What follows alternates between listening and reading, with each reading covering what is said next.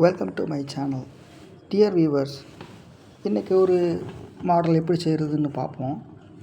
இப்போ எர்த்தன் கிளேயில் எப்படி ஒரு மாடல் செய்கிறது அப்படிங்கிறத முதல்ல பார்ப்போம்.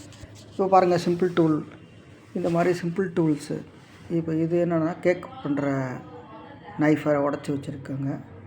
இது வந்து நம்ம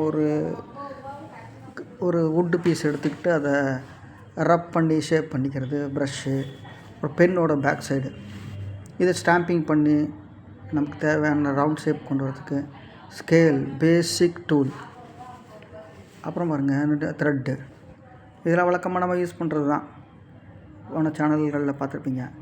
இப்போ பாருங்கள், இது மாதிரி குழந்தைங்க யூஸ் பண்ணுற பில்டிங் செட்டில் வரக்கூடிய ஒரு பார்ட்டு. இதெல்லாம் நமக்கு டூல், சிம்பிள் டூல்ஸு, க்ளே மாடலுக்கு.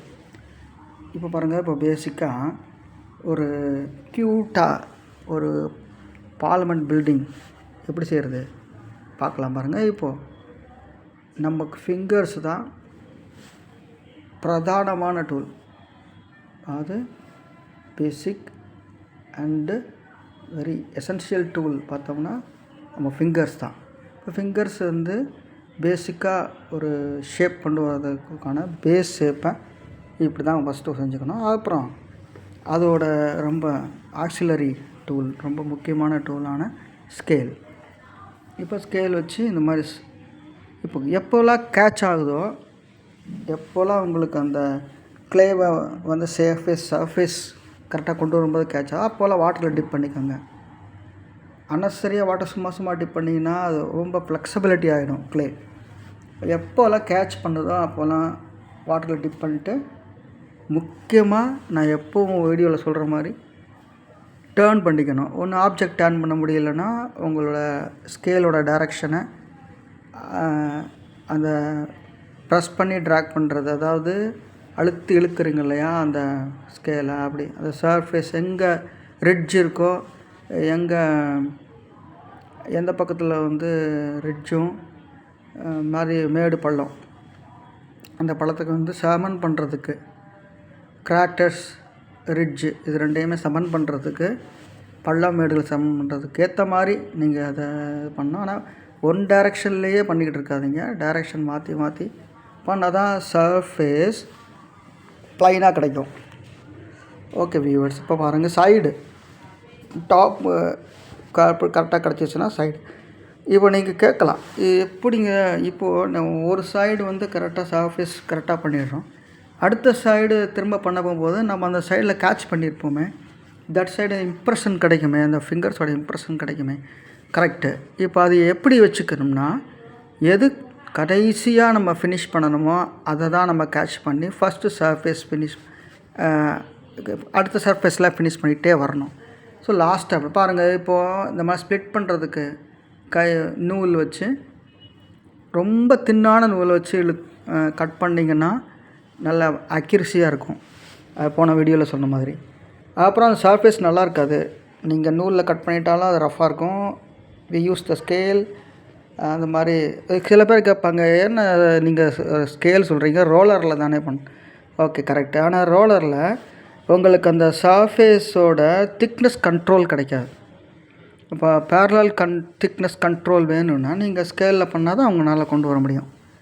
ஓகே, இப்போ பாருங்கள், எக்ஸஸ் ஆன க்ளே வழக்கமாக நான் சொல்கிற மாதிரி ஒரு பால் ஷேப்பில் பண்ணி வச்சுருங்க. அடுத்தது பாருங்கள், இந்த ஒவ்வொரு தடவையும் அந்த ஸ்கேலில் அட்டாச் ஆகிடுச்சுன்னா அதை வந்து இந்த ஈரத்துணியில் ப்ரெஸ் பண்ணி ட்ராக் பண்ணிவிடுங்க. அப்புறம் இந்த கார்னர்ஸ் எல்லாம் இந்த மாதிரி கட் பண்ணி எடுக்கலாம், நூல்லையும் கட் பண்ணி எடுக்கலாம், த்ரெட் வச்சும் கட் பண்ணலாம், இந்த ஸ்கேல்ஸில் கட் பண்ணலாம், இல்லைனாக்கா பேப்பர் கட்டிங் நைஃப் வச்சு அதை கட் பண்ணலாம். பாருங்க, அடுத்து இது மாதிரி சின்னதாக இது மாதிரி வச்சுட்டு அதை வந்து இந்த மாதிரி சிலிண்டர் ஷேப்பில், த்ரெட்டு ஷேப்புக்கு கொண்டு வந்துட்டு, முடிஞ்ச அளவுக்கு அதை மெலிசாக பண்ணிவிட்டு அதை எட்ஜஸில் அப்படி சுற்றி வச்சு ப்ரெஸ் பண்ணி விடுங்க. அப்புறம் ஸ்கேல் வச்சு அதை அட்டாச் பண்ணிவிடுங்க. அப்படி ப்ரெஸ் பண்ணி விட்டுட்டு திரும்ப அதோடு விட்டுறாமல் உங்கள் ஃபிங்கர்ஸை வந்து வாட்டரில் டிப் பண்ணி அதை அந்த கரெக்டாக அந்த உங்களுடைய அந்த ஷேப் வந்து எட்ஜஸில் ஒரு வால் வால் கிடைக்கிற மாதிரி ஒரு ரிட்ஜ் ஒரு ரிப்பு கிடைக்கிற மாதிரி கரெக்டாக ப்ரெஸ் பண்ணி அதை அட்டாச் பண்ணுறதுக்கு பாருங்கள், இந்த மாதிரி வாட்டரில் டிப் பண்ணிவிட்டு சைடும் அந்த சர்ஃபேஸும் 2 இடத்துலையும் வச்சு அப்படி அழுத்தி, இது பார்த்திங்களா, இது மாதிரி அழுத்தி அப்படி தேய்ச்சிங்கன்னா 3 பக்கமும் கரெக்டாக அட்டாச் ஆகும். ஸோ இன்னர் மட்டும் இல்லை, அவுட்டர்லேயே அதே மாதிரி தான் பண்ணணும். சைட்ஸ் இந்த ட்ரையாங்கிளரோட ஈக்குவலேட்டட் ட்ரையாங்கிள், சமபக்க முக்கோணத்தினுடைய சைட்ஸ்லேயும் அதே மாதிரி தான் பண்ணணும். இது உங்களுக்கு பொறுமை ரொம்ப முக்கியம். அதாவது சர்ஃபேஸ் கரெக்டாக வரலைன்னா டேர்ன் பண்ணி அடுத்த பக்கம், டேர்ன் பண்ணி அதுக்கு அடுத்த பக்கம், ஒரு பக்கத்தையே ட்ரை பண்ணிகிட்டு இருந்தீங்கன்னா யூ கெட் டென்ஷன். அதாவது என்ன, வரவே மாட்டேங்க, தூக்கி போடுற அளவுக்கு டென்ஷன். ஆனால் டேர்ன் பண்ணி அடுத்தடுத்த பிளேசஸில் அதை விட்டுட்டு ஒன்றுக்கு சரியாக இல்லைன்னா அடுத்தது அப்படி போகும்போது கடைசி கரெக்டாக வந்துடும். ஸோ த்ரெட்டை வச்சு இந்த மாதிரி எக்ஸஸாக இப்போ நீங்கள் அது பண்ணும்போது எலாஸ்டிசிட்டி மாதிரி எலாஸ்டிக் மாதிரி கொஞ்சம் எக்ஸ்பெண்ட் ஆகும்.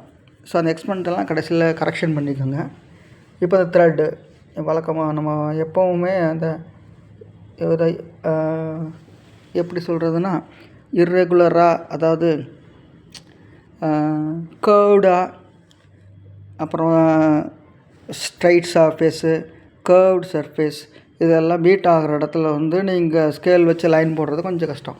ஸோ அந்த மாதிரி இடங்களுக்கு அந்த நூலை இப்படி டச் பண்ணி ப்ரெஸ் பண்ணிவிட்டு இழுத்துட்டிங்கன்னா அந்த இம்ப்ரெஷன்ஸ் கிடைக்கும். அது இர்ரெகுலர் சர்ஃபேஸஸில் கூட நீங்கள் இது மாதிரி பண்ணலாம். இப்போ த்ரெட்டுலேயே நீங்கள் ஒரு சின்ன சின்ன நூல்களை சுற்றிக்கிட்டிங்கன்னா அந்த நூலோட இம்ப்ரெஷன் விடும்போது டிசைனாக கிடைக்கும். இப்போ இந்த மாதிரி பெரிய த்ரெட்டு, அதில் சின்ன நூலை கேப் விட்டு அங்கங்கே சுற்றி வச்சுக்கிட்டிங்கன்னா அந்த த்ரெட்டு கிடைக்கும். ஸோ இது மாதிரி நீங்கள் யோசித்து செஞ்சுக்கலாம். அப்புறம் ரோலர்ஸ் கூட கிடைக்கிது. அந்த ரோலர் வாங்கி அதுலேயே நூலை சுற்றி வச்சு இழுத்திங்கன்னா டிசைன் கிடச்சிடும். ஓகே, பாருங்கள் அடுத்தது. இப்போ இந்த 2 லைன் போட்டோம் இல்லையா த்ரெட் வச்சு, அதுக்கு நடுவில் இது மாதிரி சின்ன சின்ன கேப், ஈக்குவல் கேப்பில் சின்னதாக ஒரு லைன் விட்டுக்கணும். அப்புறம் 3 ட்ரையாங்குலர் சர்ஃபேஸுடைய அதை கட் பண்ணக்கூடிய ட்ரையாங்குலர் மீட் ஆகிற அந்த ஃபேஸில் நம்ம கட் பண்ண இடத்துல அது மாதிரி ஒரு ஆர்ச் மாதிரி இந்த ப்ரெஸ் பண்ணிங்கன்னா ஆர்ச் மாதிரி இப்படி பண்ணி விட்டுக்கோங்க, பண்ணிடுங்க. அதுக்கடுத்தது ஒவ்வொரு பக்கமும் ஈக்குவல் டிஸ்டன்ஸில் ஈக்குவலான ஒரு டெப்த்தில் இந்த மாதிரி பண்ணி முடிச்சுக்கோங்க. பண்ணி வச்சிட்டிங்களா?